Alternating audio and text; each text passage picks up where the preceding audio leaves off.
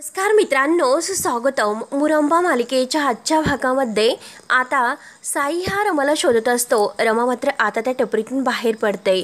बाहेर पडल्यानंतर आता जेव्हा ती इकडे तिकडे बघते, सकाळ झालेली असते आणि आता ती परत तेथून अगदी तिला त्रास होत असतो, पण चालत चालत जायला निघते. तिला कुठे जायचं हे माहिती नसते. तेव्हा आता लगेच अक्षय आणि इरावती इकडून बाहेर पडतात हॉस्पिटलमधून, कारण आज मात्र बाळाला डिस्चार्ज मिळालेला असतो. रमाला सुद्धा म्हणजे रमा तेथे नसते. इरावतीनं जे काही खोटं आता अक्षयला सांगितलेलं आहे तर ते ऐकून आणि जो काही रमाचा तो व्हिडिओ क्लिप आहे तर तो बघून मात्र अक्षय पूर्णपणे हा गहाळ झालेला असतो. त्याला एक प्रकारचा खूप मोठा धक्का बसतो आणि त्याला व्यवस्थित चालता सुद्धा येत नाही. त्या शॉकमध्येच तो असतो आणि तो रमाचे जे काही तो व्हिडिओ आता इरावतीने दाखवलेला आहे सारखं आता त्याच्या डोळ्यासमोर ते क्षण येत असतात. रमा काय म्हटली आणि रमा आपल्या बाळाला आणि आपल्याला सोडून गेली, हा धक्का काही त्याला सहन होत नाही. त्यानंतर आता इकडे हा साई मात्र आपल्या मोबाईलमध्ये रमाचा फोटो इकडे तिकडे दाखवत अगदी तेथील लोकांना विचारत आता रमाला शोधत असतो. आणि तेव्हा कुठे त्याला त्या टपरीजवळ रमा दिसते आणि तो धावतच तिकडे यायला निघतो. तोच लगेच आता रमा तेथून सुद्धा निघून गेलेली असते. ती आता खूप पुढे गेलेली असते आणि साई येता येता मात्र त्याला तेथे आता रमा दिसत नाही. तो डोक्याला हात लावतो आणि परत रमाला इकडे तिकडे शोधत असतो. त्यानंतर आता इरावती इतकी खुश असते. बाळाला घेऊन अक्षयला एका हाताने धरते आणि आता आपल्या गाडीमध्ये अक्षयला बसवते आणि बाळाला सुद्धा ठेवते आणि स्वतः मात्र आता गाडी चालवायला बसते. तेव्हा मात्र आता तिला खूप आनंद होत असतो. अक्षय गाडीमध्ये बसलेला असतो, परंतु आता त्याचं बाळाकडे सुद्धा लक्ष नाही. तो फक्त आणि फक्त त्या रमाच्याच विचारात असतो. तेव्हा सारखं त्याला हेच क्षण आठवतात की रमा जे काही बोललेले आहे की मी तुमच्यावर कधीच प्रेम केलेले नाही. तो आता बाळाला आपल्या हातात घेतो, मांडीवर घेऊन बसलेला असतो आणि आता तो बाळाकडे एकटक बघत रमाचं हे सर्व काही बोलणं आठवतो. तेव्हा अक्षयला सारखी आता रमाची आठवण येत असते की नक्की असं काय झालं असेल की रमा मला सोडून गेली. त्यानंतर आता इकडे साई हा रमाजवळ धावत धावत येतो आणि रमाला म्हणतो की रमा, अहो काय कुठे गेला होतात, मी तुम्हाला किती शोधले. अहो स्वतःची काळजी करायला तुम्ही हवी होती आणि मला न सांगतात असे काय इकडे कुठे निघून चालल्या होत्या. तेव्हा आता रमा खूप अगदी रागवलेली असते. इरावतीने जे काही तिच्यासोबत केलेले आहे हे म्हणजे यामुळे मात्र रमा खूप टेन्शनमध्ये असते. तेव्हा आता ती टेन्शनमध्येच आता रागाने साईला म्हणते की हे बघा, काही गरज नाही मला शोधण्याची आणि मला माझ्या आयुष्यामध्ये आता कोणीही नकोय, त्यामुळे तुम्हाला मी सांगते साई तुम्ही येथून जा. तर साई म्हणतो की रमा काय बोलतात हे, अहो तुम्हाला तुमच्या स्वतःची तब्येतीची काळजी घ्यायला हवी. एकतर आत्ताच तुमची डिलिव्हरी झालेली आहे आणि अशा अवस्थेत तुम्ही कुठे जाता. तर रमा रागाने म्हणते की हे बघा साई, मी तुम्हाला सांगितलं ना तुम्ही इथून जा म्हणून. साईला मात्र आता रमाची ही अवस्था देखवत नसते. तो सारखा आता रमाची काळजी करत असतो. तेव्हा आता रमा मात्र आता साईचा सुद्धा जीव आपल्यामुळे धोक्यात नकोय म्हणून ती साईला जाण्यासाठी सांगत असते. तेव्हा आता रमा म्हणते की हे बघा साई, मला कोणीही माझ्या आयुष्यामध्ये नकोय. जर माझंच बाळ माझ्यासोबत नसेल तर खरंच मला कोणीही नकोय. आणि तेवढ्याच जोरात रमाचा तोल जातो आणि रमा पडणार तोच लगेच साई तिला धरतो. रमाला खूप चक्कर येत असतात. तर अक्षय फार रडत असतो आणि रमाचा तोल जात असतो. आता अक्षयचे लक्ष साई आणि रमा यांच्याकडे जाते आणि आता तो लगेच म्हणजे आत्याला म्हणतो की हे पग गाडी थांबव, आत्ताच्या आत्ता गाडी मागे घे. तेव्हा अक्षयच्या डोळ्यात खूप पाणी असतं, परंतु आता अक्षयचा खूप मोठा एक गैरसमज होणार असतो. इरावतीने आता जे काही आता अक्षयला सांगितलेले आहे तसाच अक्षयचा गैरसमज होतो, कारण साई अक्षयच्या सोबत असतो. तेव्हा मात्र साई म्हणत असतो की रमा हे बघा, तुम्हाला आरामाची गरज आहे, तुम्ही कुठेही जाणार नाही. परंतु इरावती लगेच अक्षयला म्हणते की अक्षय बघितलंस का मी तुला काय म्हणत होते, बघ तुझी रमा. तेव्हा अक्षयला मात्र हे सर्व बघून आता धक्काच बसलेला असतो. आता बिचाऱ्या साईने मात्र रमाचा जीव अगदी तिला म्हणजे इतका कंटाळून गेलेली असते, इतका तिला त्रास होत असतो. परंतु आता ह्या इरावतीने आणखीन त्यांच्यामध्ये गैरसमज वाढवलेला असतो. तेव्हा मात्र अक्षय सारखा आपल्या बाळाकडे बघतो, रमाकडे बघतो आणि इरावतीला म्हणतो की हे बघ, तरी सुद्धा माझा विश्वास नाही बसत आत्या, अगं काहीतरी माझा गैरसमज होत असेल. तेव्हा आता अक्षय रमाला आवाज देणार तोच लगेच इरावती आत्या त्याच्या खांद्यावर हात ठेवते आणि अक्षयला म्हणते की तिला आवाज देऊ नको. आणि हे बघ, आता इरावती त्या अक्षयला म्हणते की तुला आता रमाचं नाही परंतु तुझ्या हातात जे रडणारं बाळ आहे त्याचा विचार करायला हवा. आता ह्या मुलीला तुझी गरज आहे. म्हणून इरावती लगेच आता गाडी पुन्हा चालू करते आणि अक्षयला घेऊन निघून जाते. तेव्हा आता साई हा रमाच्या हाताला धरतो आणि तिला गाडीजवळ घेऊन जात असतो. त्यानंतर मात्र आता इकडे घरी तर आता बाळ आणि रमा येणार येणार म्हणून खूप असा आनंद झालेला असतो. तर अभि आता सगळ्यांना म्हणतो की हे बघा दणक्यात सेलिब्रेशन व्हायला हवे, बाळ अगदी इकडून असेल आणि छान असं फोटो वगैरे काढायचे, सर्वांची तयारी सुरू असते. सीमासुद्धा आता औक्षण करण्यासाठी उभी असते आणि शशिकांत काका तिथे बसलेले असतात. मयुरी खुश होऊन म्हणते की दादा अरे आपण सगळे फोटोमध्ये यायला हवेत. आणि जेव्हा रमा ही पहिला पाय बाळासोबत घेऊन आत येईल तर पहिला सेल्फी हा दणक्यात व्हायला हवा. त्यावर तर आनंद म्हणतो की हो हो अगं रिलॅक्स मयुरी, अगं येईल ना, अगोदर तर आतमध्ये येऊन दे, अगं येईल ना आतमध्ये ते आता. तेव्हा आता काका म्हणतात की हो हो ऐका जरा शांत व्हा. आणि हे पग बाळ पहिल्यांदा आतमध्ये आल्यानंतर त्याला अगोदर ओवाळायचं म्हणजे त्याचं औक्षण करायचं. आणि काय अभि हे तुला मान्य आहे ना? तर अभि म्हणतो की हो अरे बाबा मला मान्य आहे, परंतु आता मी मोमेंट सेलिब्रेशन प्लॅन करतोय. आणि तेवढ्यात शशिकांत म्हणतो की अरे किती हा आवाज, तुम्ही किती गोंधळ करतात, आरडा ओरड करतात. अरे बाळ तर अगदी तुमचा हा आरडाओरडा बघून म्हणेल की कुठल्या गोंधळात मी जन्माला आलो म्हणून. तेव्हा आता लगेच इरावती अक्षय घेऊन तेथे येते. बाळ अक्षयच्या हातात असते. तेव्हा आता अक्षय त्याचे डोळे मात्र पाणी येत असते आणि अक्षय जेव्हा आतमध्ये पाऊल ठेवतो इरावती त्याच्या सोबतच असते. सीमा म्हणते की अक्षय अरे रमा कुठे आहे?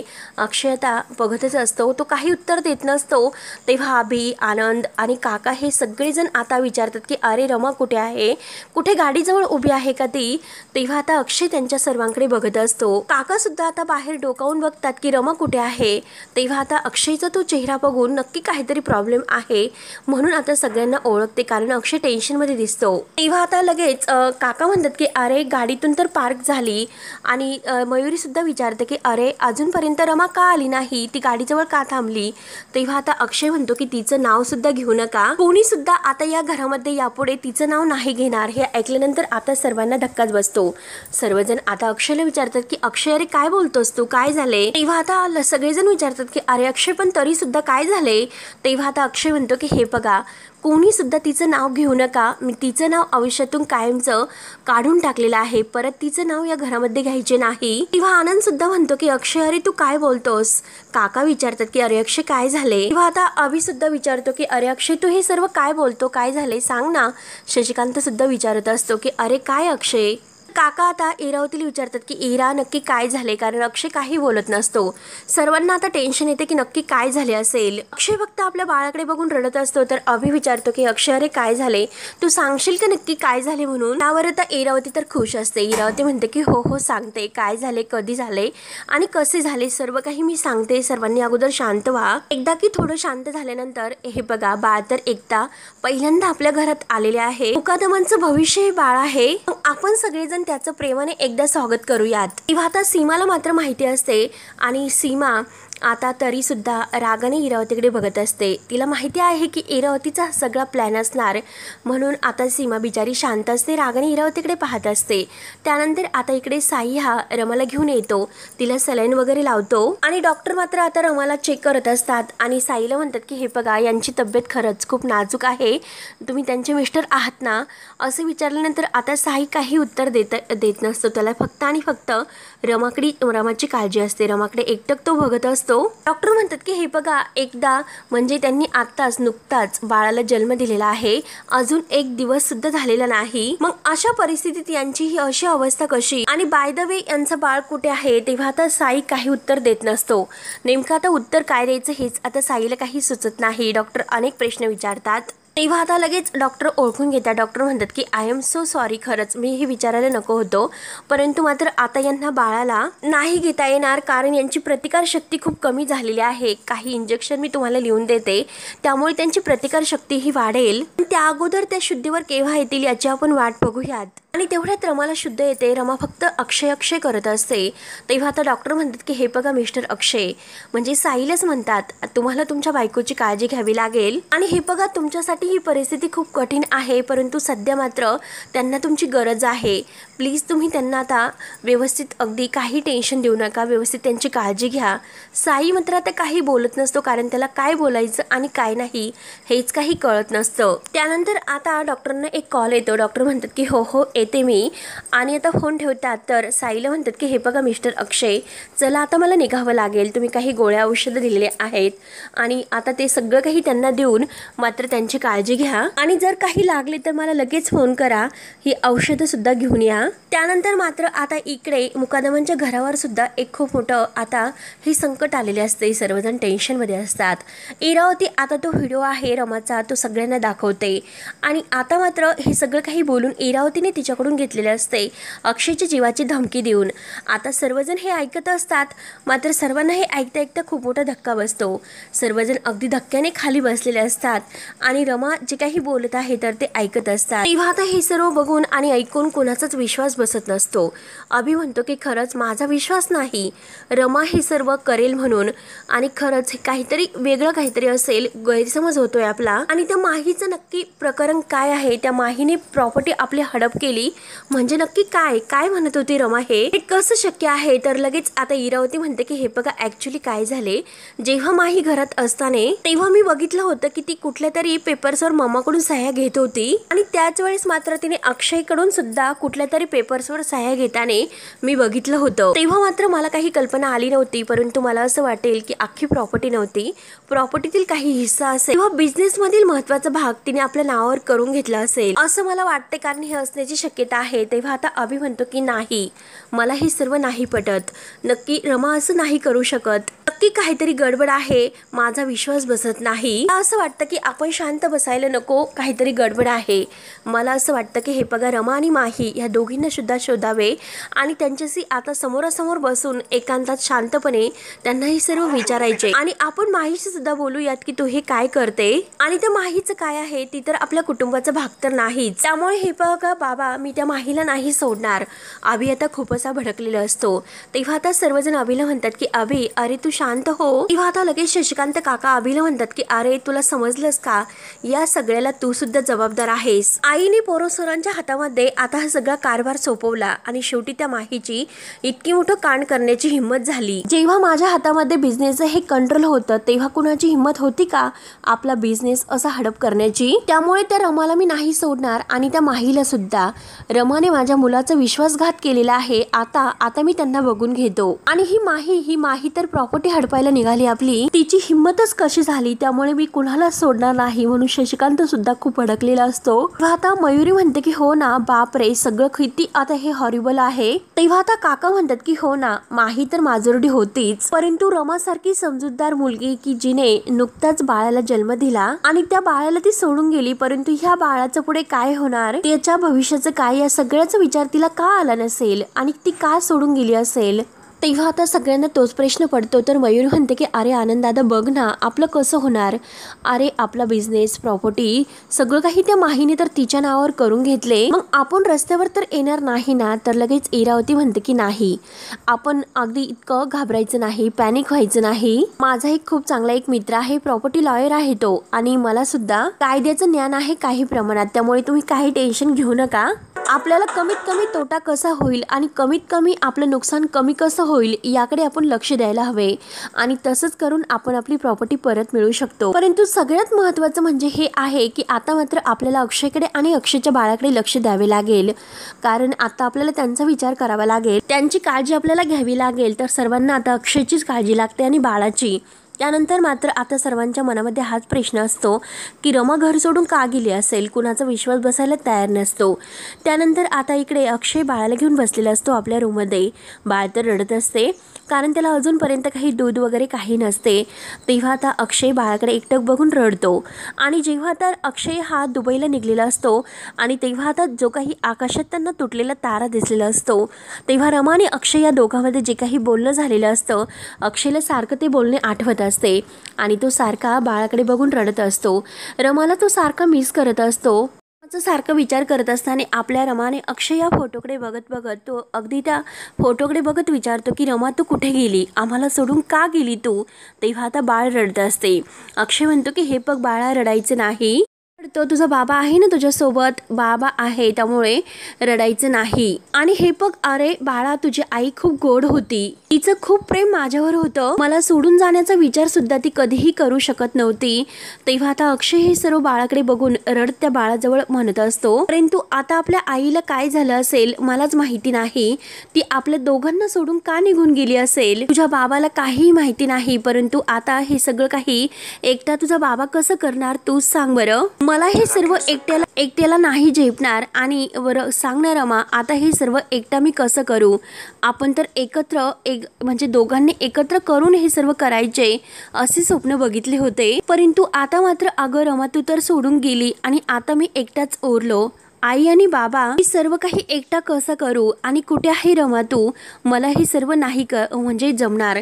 मी आई सुद्धा कसे हो बाळाची आणि बाबा सुद्धा कसं हो, दोघांचं प्रेम बाळाला कसं देऊ, मला नाही जमणार. परंतु तिच्यासाठी मला हे सर्व करावे लागेल, आपल्या ह्या लहान चिमुकलेसाठी मला तर सर्व काही जमून घ्यावं लागेल. त्या बाळाची आई सुद्धा मलाच व्हावी लागेल आणि बाबा सुद्धा मलाच व्हावं लागेल, त्यामुळे जमेल, आता सर्व काही जमेल. त्यामुळे बाळा तू रडायचं नाही, तुझा काही दोष नाही यामध्ये, त्यामुळे तू कायम अशी आनंदी असायला हवी. आणि हे पग चिमुकले, अगं आई नसली म्हणून काय झाले, मी आहे ना तुझा बाबा, हे पग मी तुला कधीही रडून देणार नाही. आणि हे पग काय मी तुझ्या सोबत असेल आणि कितीही आता तुला अगदी म्हणजे बाबाची गरज असेल तेव्हा कायम बाबा तुझ्या सोबतच असेल. हे पग हा बाबा तुझी आई सुद्धा आहे, एक मित्र सुद्धा आहे आणि तुझा बाबा सुद्धा आहे, हे लक्षात ठेव. असं मी तुला वागवेल आणि सर्व काही तुझ्या इच्छा, तुझे जे काही छंद वगैरे आहे सगळं मी पूर्ण करेल. तुझी स्वप्न एक बाबा सुद्धा होऊन आणि एक आई सुद्धा होऊन, तुझ्या आईपेक्षा जास्त माया मी तुला देईल. आपल्या जगामध्ये फक्त आपण दोघंच असू. म्हणून तो आता चिमुकलीच्या कपाळाचा मस्त एक किस घेतो. त्यानंतर आता इकडे आनंद रूम मध्ये येतो आणि जान्हवी तर खूप भडकलेली असते, कारण आनंदने घडलेला सर्व प्रकार आता मात्र जान्हवीला सांगितलेला असतो. तेव्हा आता जान्हवी लगेच आता आनंदला भडकते आणि म्हणते की हो, मला माहिती होतं की या बाळाची जबाबदारी सुद्धा मलाच घ्यावी लागेल. आता आरती सुद्धा निघून गेली, मग आरतीला कोण सांभाळणार, तर जान्हवी सांभाळणार. आणि आता रमा सुद्धा आता ह्या बाळाला वाऱ्यावर सोडून निघून गेली, मग बाळाकडे आता कोण बघणार, तर जान्हवी आहे ना सगळ्यांसाठी. तेव्हा आता जान्हवी तर खूप भडकलेली असते, तर आनंद म्हणतो की कमॉन, अगं जान्हवी तू का असं बोलतेस, अगं इतका म्हणजे घाण विचार तू करू नकोस, अगं जरी सांभाळले तर काय होते, परंतु इतकं काही बोलून तू आता अगदी असं तोडू नकोस. आणि हे बघ ना, अगं तू एकटी कुठे आहे, मयुरी आहे ना तुझ्या मदतीला. तेव्हा आता जान्हवी म्हणते की अरे मयुरी तर तिच्या मुली ताराकडे सुद्धा बघत नाही आणि ती काय आता ह्या बाळाला सांभाळणार. आणि मला माहिती आहे की मोठी सून म्हणून सगळं काही माझ्या अंगावर पडणार आहे, त्यामुळे बेबी मी तुला सांगत होते की आपण ह्या घरामध्ये राहायचं नाही म्हणून, तरी सुद्धा तू माझं ऐकत नाही. मी तुला हे सांगत होते की तू, पार्थ आणि मी आपण तिघेही हे घर सोडून निघून जाऊयात, पण नाही, तुझंच चालू होतं की आपलं घर आपलं कुटुंब, मग घे आता आणि सांभाळ आता तू त्या बाळाला. मग तूच सांग ना, अरे अशा कुटुंबाचा काय उपयोग आहे. म्हणून जान्हवी आता भडकलेली असते. आनंदला तर राग येतो, कारण जान्हवी जे काही बोलते ती योग्य नसते.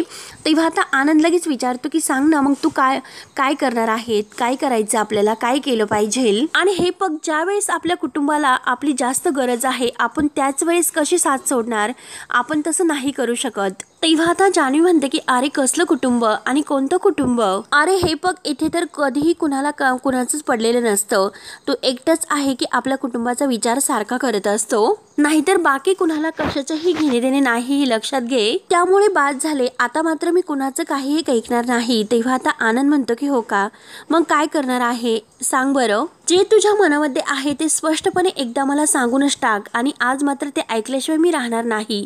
सांग नेमकं काय करणार आहेस तू. तेव्हा आता जान्हवी म्हणते की हो सांगते, ऐक मग. हे बघ, रमा जर परत या घरामध्ये आली नाही, त्यामुळे ह्या बाळाची जबाबदारी मी नाही उचलू शकत. आणि हे बघ, मला सुद्धा माझं लाईफ आहे आणि मी एकटीच या घरामध्ये गुंतून नाही पडू शकत. हे बघ, प्रत्येकजण या घरामध्ये प्रत्येक ज्याच्या मनाला वाटेल तसं करतो, आणि एकतर मोठी सून म्हणून सगळ्या जबाबदाऱ्या मी पार पाडायच्यात. आणि सॉरी, मी ही जबाबदारी नाही घेऊ शकत आणि हे टेन्शन सुद्धा मी नाही सहन करू शकत. आणि एक लक्षात घे, हे सर्व काही अगदी जरी म्हणजे मला वाटत नसेल तर माझं माहेर आहे मला भक्कम साथ देण्यासाठी, आणि ते भक्कम आहे माझं माहेर माझ्यासाठी. तेव्हा आता हे बघा, आणि बाय द वे तुमची ही प्रॉपर्टी आहे ही सुद्धा आता प्रॉपर्टी तुमची राहिलेली नाही, दुसऱ्याच कोणीतरी हडप केलेली आहे ही तर तुझ्या लक्षात असेल ना, मग येथे राहायचंच कशाला, कशासाठी राहणार आपण आणि कुठे राहणार, तर तुला कळत असेल ना, मग सांग आता काय उत्तर देतो. त्यावर त्या आनंद म्हणतो की हे बघ, जर तुला तसंच वाटत असेल ठीक आहे, चल मी सुद्धा देतो सगळं काही सोडून, आणि मला तरी कशाला कोणाची पर्वा आहे, आणि तसंही या घरामध्ये राहून माझं आयुष्य सुद्धा नरकच झालेलं आहे. त्यामुळे कमॉन जान्हवी, मी माझी कला वगैरे जे काही आहे ते सगळं काही अगदी कॉम्प्रोमाइज केलं. जानू, बरं झालं तू माझ्या लक्षात आणून दिलंस. आणि हे बघ, मी एक चांगला चित्रकार आहे, जगभरामध्ये माझ्या चित्रांना खूप अशी मान्यता आहे, आणि माझं जे लाईफ मध्ये आहे मला सुद्धा खूप असं बाहेर गेलो तर अगदी आणखीनच माझ्या लाईफ बदलू शकते. पण तरी सुद्धा मी स्वतःचं सगळं काही विसरून, स्वतःचे छंद, स्वतःची आवड सगळं काही विसरून कॉम्प्रोमाइज करून शेवटी या घरामध्ये राहतोस ना. आणि जर तू ह्या गोष्टींचा विचार करत नसशील तर मग मला सुद्धा ह्या सर्व गोष्टींचा विचार नाही करायचा, असे बोलून आता आनंद तेथून बाहेर निघून जातो. त्यानंतर आता जान्हवीला तर खूप टेन्शन येते, कारण ती आनंदला खूप समजवण्याचा प्रयत्न करते, परंतु आनंद प्रत्येक वेळेसला ऐकायला तयार असतो. त्यानंतर आता इकडे अक्षय हा बाळाजवळच असतो, बाळ तर रडत असते. अक्षय त्याला आता व्यवस्थित शांत करण्याचा प्रयत्न करतोय, परंतु बाळ काही राहत नाही. अक्षय आता बाळाकडे बघून गप्पा करत असतो की माझ्या छकुलीला खरंच भूक लागली असेल, काय बाळा तुला काय हवं आहे. आणि तेवढ्यात आता बाळाचं दुपटं खाली पडते, तर तेवढ्यात सीमा ही दुधाची बॉटल घेऊन आलेली असते. तेव्हा आता सीमा ही बाळाला आपल्या जवळ घेते आणि त्याला नादी लावत असते, शांत करत असते. आणि आता शांत करता करता अक्षयला म्हणते की अरे तुला आठवते का, आर्थाला सुद्धा आपण असंच बाटलीने दूध पाजत होतो, आपल्याजवळ आरती नव्हती, परंतु अरे माझं ऐक, हे बघ ह्या चिमुकल्या जीवाचं असं नाही, कारण आता रमा तर आहे ना आपल्याजवळ, काही कर, परंतु रमाला मात्र अगदी विचार हे सर्व तू तिला अगदी शोधून घरी घेऊन ये, नक्की खरं काय आहे ती नक्की सांगेल, ती तुला सगळं काही सांगेल, त्यामुळे तू जा तिला घरी घेऊन ये. तेव्हा आता अक्षय म्हणतो की नाही आई, आता माझ्यासाठी रमा महत्वाची नाही, तर आता माझी मुलगी माझ्यासाठी खूप महत्वाची आहे, तिला खूप भूक लागलेली आहे. तेव्हा लगेच आता सीमा म्हणते की हे बघ, जे तुला खरं दिसतं ते खरं नाही, तू जो काही व्हिडिओ बघितलेला आहे तो व्हिडिओ खरा नाही, तुला काहीतरी वेगळं दाखवण्यात गेले, आणि हे बघ तू एकदा प्लीज रमाला हे सर्व विचार, माझ्यावर विश्वास ठेव.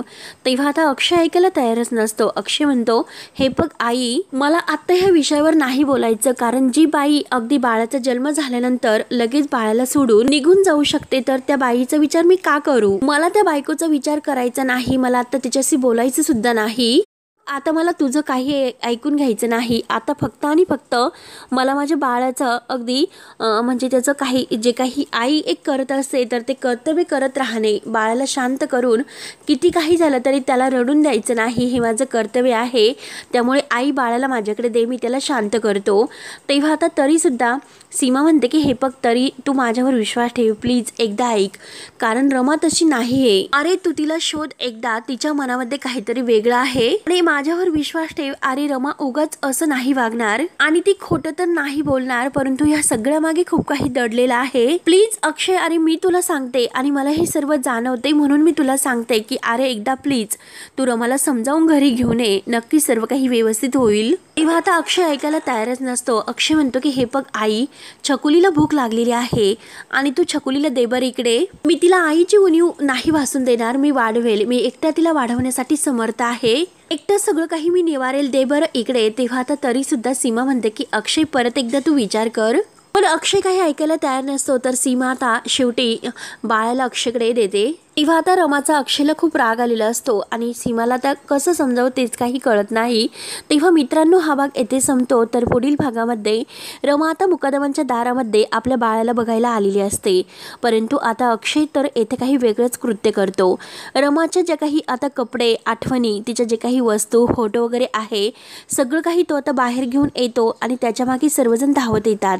तर अक्षय हातामध्ये काडीची पेटी घेऊन येतो आणि सगळ्यांना म्हणतो की आता ह्या रमाचं या घरामध्ये नाव सुद्धा नकोय, तिच्या वस्तू सुद्धा नकोय आणि तिच्या कोणत्याही आठवणी सुद्धा नकोय, म्हणून सर्व काही तिच्या वस्तू, साड्या वगैरे आहे तर ते सगळं तो पेटून देतो. आणि रमा बिचारी हे सर्व पाहत असते. रमाला आता हे सर्व बघून खूप असं आणखीनच धक्का बसतो, ती रडत असते. तेव्हा आता अक्षय हा काडी ओढणार तर लगेच सगळेजण म्हणत असतात की प्लीज अक्षय ऐक, तू असं करू नको. सीमा सुद्धा खूप विनवण्या करते, पण तरी सुद्धा आता अक्षय कोणाचं काही ऐकत नाही आणि शेवटी रमाचे सगळे काही कपडे वगैरे आहेत तर ते पेटून देतो आणि सर्वांच्या समोर म्हणतो की रमा तू माझ्यासाठी मेलीस। आता रमा तर बिचारी हे सर्व पाहत असते आणि इरावतीला आता तर खूप आनंद होत असतो। रमाच्या डोळ्यात खूप पाणी येत असते। तेव्हा मित्रांनो पुढे काय होईल आणि काय नाही हे बघण्यासाठी आपल्या चॅनलला नक्की सबस्क्राईब करत राहा। धन्यवाद।